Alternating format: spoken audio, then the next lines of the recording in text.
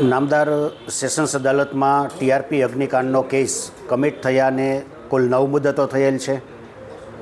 જે આરોપીઓએ એડવોકેટ રોકેલ નથી તેવા આરોપીઓને નામદાર સેશન્સ અદાલત દ્વારા હર વખતે એડવોકેટ રોકવા માટે ટકોર કરવામાં આવે છે.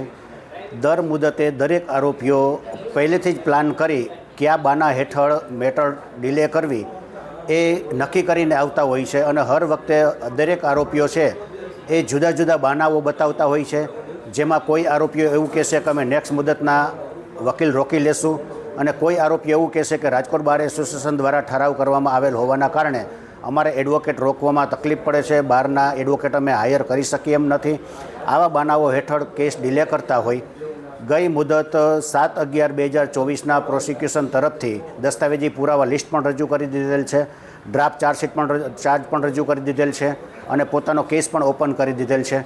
તેમ છતાં પણ આરોપીઓ દ્વારા એડવોકેટ રોકવામાં ન આવતા હોય, જેથી કરીને કેસ ડિલે થઈ રહેલ હોવાનું લાગતા પ્રોસિક્યુશન તરફથી ઝડપથી ભોગ બનનારાઓને ન્યાય મળી રહે એના માટે થઈને ગઈ મુદતના એક કેસ ડે ટુ ડે ચાલે એવી એક એપ્લિકેશન આપવામાં આવેલ છે અને એ એપ્લિકેશન છે એ આગામી 3 તારીખના 3/12ના સુનાવણી માટે રાખેલ છે.